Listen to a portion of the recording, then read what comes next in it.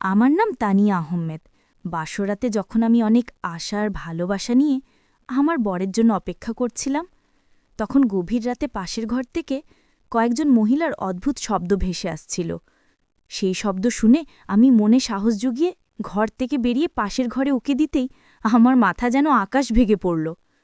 কারণ আমার স্বামী আমাকে ছেড়ে ৬ জন অচেনা মহিলার সঙ্গে আপত্তিকর অবস্থায় সময় কাটাচ্ছিল। শুধু তাই নয়, সে ওই মহিলাদের সঙ্গে এমন আচরণ করছিল যা ভাষায় প্রকাশ করার মতো নয়। অথচ আমার স্বামী তো আমাকে ভীষণ ভালোবাসার কথা বলেছিল। তা সত্ত্বেও কী কারণে সে আরও ৬ জন মহিলার সঙ্গে এমন সম্পর্ক তৈরি করেছিল? সেই ভয়ানক সত্যটাই আজ আমি আপনাদের শোনাব। বিয়ের প্রায় ৩ বছর পর আমি জানতে পারি যে আমি ছাড়াও আমার স্বামীর আরও ৬ জন স্ত্রী গর্ভবতী এবং তাদের সন্তানের বাবা আমার স্বামী। এই সত্যটা জানার পর আমার পায়ের তলার মাটি সরে গিয়েছিল। আসলে আমার স্বামী রেজাউল করিম পেশায় একজন ডাক্তার ছিল। আমাদের যখন বিয়ে ঠিক হয় তখন আমরা শুধু এটুকুই জানতাম যে ছেলেটি একটি সরকারি গ্রামীণ হাসপাতালে চাকরি করে। বিয়ের পর আমিও স্বামীর সঙ্গে গ্রামের একটি ভাড়া বাড়িতে চলে এসেছিলাম। আমার শ্বশুরবাড়ি সেখান থেকে প্রায় ৫ ঘণ্টার পথ ছিল। বিয়ের পর আমার জীবনটা বেশ ভালোই কাটছিল। আমি আমার স্বামীর সঙ্গে খুব সুখে ছিলাম। যে বাড়িতে আমরা ভাড়া থাকতাম তার পাশের বাড়ির এক ভাবির সঙ্গে আমার খুব ভালো বন্ধুত্ব হয়ে যায়। এইভাবেই প্রায় ১ বছর কেটে যায়। আমি আমার স্বামীর সঙ্গে এতটাই খুশি ছিলাম যে বাবার বাড়ি যাওয়ারও মন চাইত না। আমাদের পাশের বাড়ির ভাবি যখনই আমাদের বাড়ি আসতেন, আমি তার সামনে আমার স্বামীর প্রশংসায় পঞ্চমুখ থাকতাম। আমাদের মধ্যে এতটাই গভীর সম্পর্ক তৈরি হয়েছিল যে আমরা একে অপরের সঙ্গে ভালো মন্দ রান্না বা যে কোনো জিনিস ভাগ করে নিতাম। আমার স্বামী সারাদিন হাসপাতালে ব্যস্ত থাকলেও বাড়িতে ফেরার সঙ্গে সঙ্গেই আমাকে অনেক আদর আর ভালোবাসা দিত। সে খুব ভালোভাবে জানত কিভাবে একজন স্ত্রীকে নিজের নিয়ন্ত্রণে রাখতে হয়। আমি ভাবতাম আমার স্বামী আমাকে ছাড়া আর কিছুই বোঝে না। এইভাবে প্রায় ২ বছর কেটে যাওয়ার পর একদিন পাশের বাড়ির ভাবি আমাকে ঠাট্টা করে বলেছিলেন, "আরে তানিয়া, তুমি তোমার বরকে একটু বেশি বিশ্বাস করে ফেলেছ। দেখো, তোমার এই বিশ্বাস যেন কোনোদিন ভেঙে না যায়। বরের ওপরে একটু নজর রেখো, নইলে ভবিষ্যতে পস্তাতে হবে।" আমি তখন হেসে গর্বের সঙ্গে ভাবিকে বলেছিলাম যে আমার বরের মতো সৎ মানুষ আর দুটি হয় না। আমি তাকে অনেক ভালোবাসি এবং বিশ্বাস করি, তাই এইসব কথা বলে কোনো লাভ নেই। ভাবিও তখন মুচকি হেসে বলেছিলেন, "দেখো, তোমার এই অন্ধবিশ্বাসী যেন তোমার ক্ষতির কারণ না হয়।" কিন্তু আমি ভাবির কোনো কথাই গায়ে মাখিনি, কারণ আমার স্বামীর প্রতি আমার বিশ্বাস ছিল অটুট।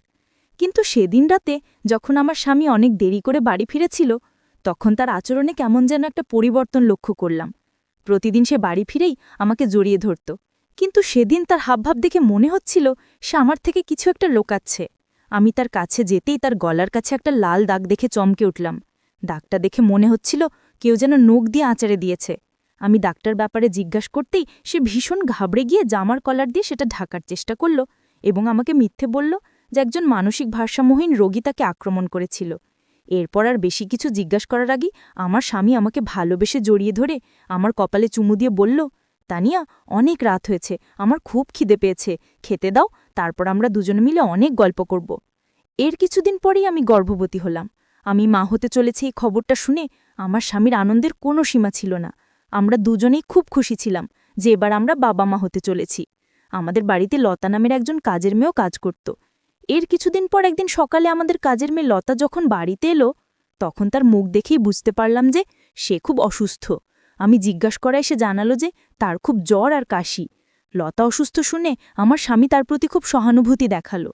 সে এতটাই দয়ালু সেজেছিল যে লতাকে কিছু টাকা দিয়ে বাড়ি পাঠিয়ে দিল এবং বলল সে পুরোপুরি সুস্থ না হওয়া পর্যন্ত যেন কাজে না আসে।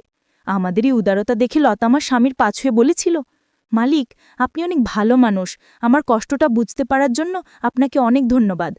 আমি তখন লতার পিঠে হাত বুলে বলেছিলাম, "আমরা মানুষ যদি মানুষের কষ্ট না বুঝি তাহলে কি করে হবে?" লতা তখন খুশি হয়ে চলে গেল। কিন্তু সেদিন আমি আমার স্বামীর চালাকিটা একটুও বুঝতে পারিনি। তার এই দয়া দেখানোর পেছনে যে এক ভয়ানক উদ্দেশ্য লুকিয়েছিল তা আমি কল্পনাও করতে পারিনি।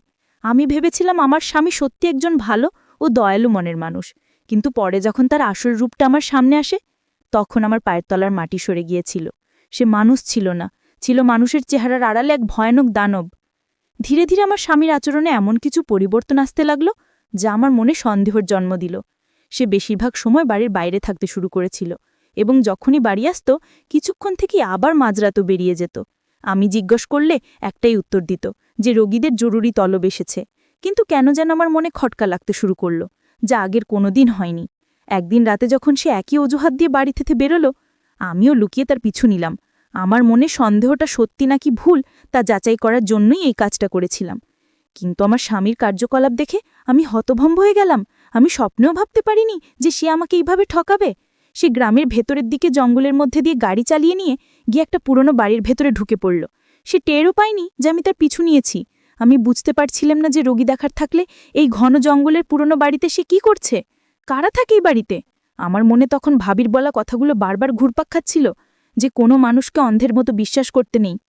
অনেক ভাবনা চিন্তা করে আমিও জঙ্গলের ভেতরেই বাড়িটার দিকে এগিয়ে গেলাম। বাইরে থেকে বোঝার চেষ্টা করছিলাম ভেতরে কি হচ্ছে, কিন্তু বাড়িটা চারদিক থেকে বন্ধ, তাকে কিছুই দেখা যাচ্ছিল না। অবশেষে একটা জানালা দেখতে পেলাম, সেটা খোলার চেষ্টা করে বুঝলাম তা ভেতর থেকে বন্ধ।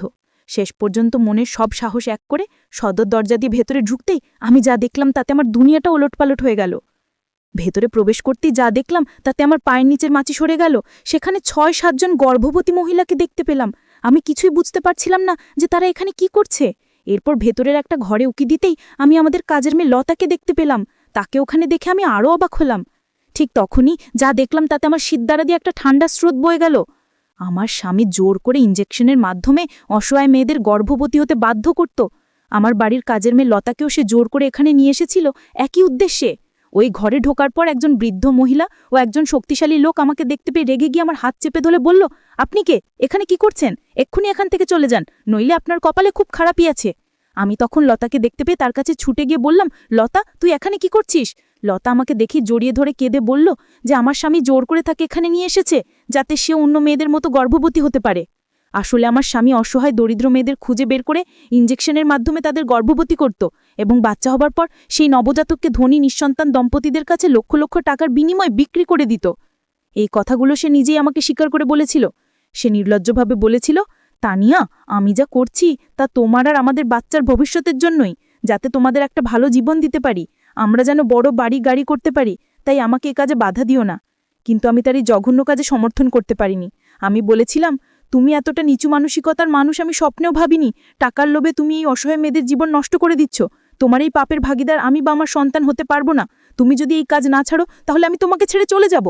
আমার কথা শুনে সে আমাকে হুমকি দিয়ে বলেছিল, যদি বেশি বাড়াবাড়ি করিস তাহলে তোকেও এখানে বন্দি করে রাখবো আর তোর সন্তানকেও কোনো বড় লোকের কাছে বিক্রি করে দিব। তারই হুমকি শোনার পরেও আমি তার কথা মানতে রাজি হইনি। আমি কোনো ক্রমে সেখান থেকে পালিয়ে সোজা থানায় চলে যাই এবং আমার স্বামীর সমস্ত কুকীর্তি ফাঁস করে দিই। ওই লোভিয়া নিষ্ঠুর লোকটার আসল চেহারাটা জানার পর আমি তাকে ছেড়ে আমার বাবার বাড়ি চলে আসি। আমার বাবা মা সবকিছু শুনে আমাকেই সমর্থন করেছেন। আমি কখনোই চাইনি আমার নির্দোষ সন্তানের বাবা এমন একজন নিষ্ঠুর, অসভ্য আর নিচু মনের লোক হোক যে টাকার জন্য নিজের স্ত্রী সন্তানকেও বিক্রি করে দিতে পারে। তাই আমি সিদ্ধান্ত নিয়েছি যে আমি আমার সন্তানকে একাই মানুষ করব। 1 মাস আগেই আমি একটা ফুটফুটে কন্যা সন্তানের জন্ম দিয়েছি। আমি তাকে ভালো শিক্ষা দিয়ে এমন একজন মানুষ হিসেবে গড়ে তুলব যে বড় হয়ে অন্যের ক্ষতি নয়, বরং সাহায্য করতে শিখবে। এখন আমি আমার মেয়েকে নিয়ে অনেক ভালো আছি।